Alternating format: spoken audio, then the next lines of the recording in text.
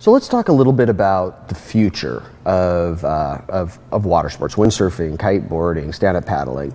Where do you see these sports going? Do you see them just continuing to grow? Because in my opinion, at least, which is, you're much more of a professional at this than I am, but it seems like windsurfing sort of plateaued, at least in the gorge. Is that really happening or not? Is that just a misperception? I think that it's the rapid growth has definitely, slowed down. And there are a lot of factors that play into that with, the way it's difficult to travel now. I mean, so a lot of places, being based here, this is in addition to having a big, local following of people that, windsurf here, it's a destination area as well. So, a lot of people now, it's difficult to travel with your gear because of the airline restriction stuff. So they're coming places like here or, Aruba, Dominican Republic, obviously Hawaii, Maui especially, So I would say that you don't see people windsurfing as many different places as you used to, but I think the same amount of people are still doing it. They're just focusing their time on, whether it be a week or 2 weeks in the summer, maybe a week in the winter. They're taking trips and doing it, places where they can travel to, a lot of them with their families and, make a vacation out of it, but, have some fun in the water at the same time. Yeah. A lot of people doing dual sports, I mean, as far as like kiteboarding and windsurfing, or is it usually one or the other?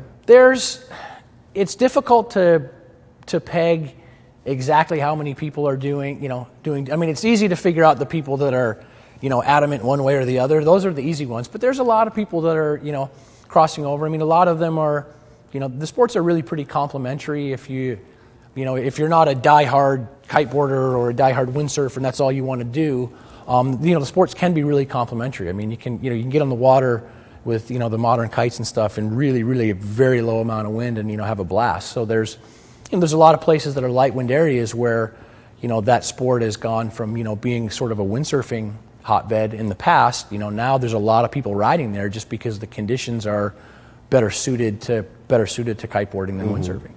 Is there any attitude from the diehard kiters that the people that are windsurfing are sort of old fogies? It's like, that's old technology. We're doing this now. Is there much of that? Yeah, there's a little bit of that. I think kiting is still maybe more perceived as a younger, more, more aggressive sport by some people. As far as, technology-wise, I mean, both sports, the gear is all, very high-tech, made of, state-of-the-art materials and all that. So, but I think there's some perception from both sides of the fence, against the other sport. And again, it's easy to pick out the diehards. That they always seem to be the ones that have the most to say about the other, who's ever in the other camp. Right.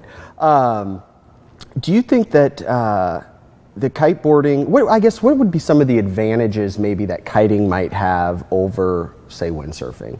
I know you can get a lot more airtime, but what are some of the main reasons people switch over? One of the biggest reasons, I think, in a lot of areas, here domestically for us, in North America, there's the fact you can go and have a really good time in, quite a bit less wind is very attractive to people. And that's not to say that the new windsurfing gear works better than, it ever has. It's lighter, it gets up and going earlier, but there's a lot of places where the wind just isn't really quite enough to really kind of, get your heart going windsurfing. But kiteboarding, you can go out there and, be ripping, getting big jumps, whatever style of riding you're doing, if you want to ride in boots or if you want to ride, a strapless surfboard, whatever, you can get on the water much, much sooner in a lot of places. And you don't have all the gear to rig up so much, but you do got to get that sail off the ground. Yeah, you don't have, it's funny, there's, we used to joke in the really beginning when, kiting first came out that, you could carry it around in a car, but, you needed all this help to get it in the water, so it all was kind of a push. But, it's easy. Yeah, it's easy. The stuff is smaller. It's much easier to travel with now. Most of the travel stuff, you can get it on an airplane still pretty easily. Sure. Without incurring, huge extra fees and all that. So, by that token, it's a little easier to move around with it. And yeah, they're just, I think that, like I say, there's some areas of the country that the conditions are just a little bit better for kiteboarding than they are for windsurfing, and people gravitate, to those places, for that. Yeah, yeah. Okay. Well, what about the future of the sports as far as from the technology standpoint? The floatable kite when that was introduced, and some of the things that are maybe in the works now. And I don't know if you can talk about any of the stuff that maybe you guys are working on behind closed doors, but anything big and exciting out there? There's some definitely some exciting stuff happening. I mean, the sport of kiteboarding has evolved pretty rapidly to to where it is now, and you're seeing, when the next generation or the next product gear comes out, you're not seeing the huge leaps and bounds of, changes in technology from one year to the next like you saw before, but you're seeing more, now the rapid progression from, one idea to the next we're in the refining process now. I mean, the stuff gets better and better and better every year, but, you're not seeing, drastic changes from one year to the next, and whether it's materials or all that. You're seeing refinements of good stuff like safety systems, all work, much better now.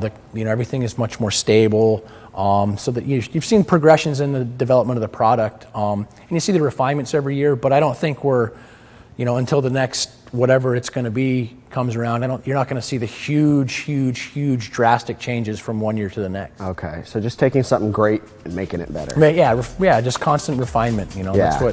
That's what you're after, is just to improve your product so it's works better for the end user. That's the goal for all the stuff that we do. Awesome. Well, hey Charlie, thanks so much for coming in. Yeah, thank you. Good talking to you. Yeah. Appreciate it. And you guys, again, always thank you for watching, and we'll see you next time. Remember, take care of each other.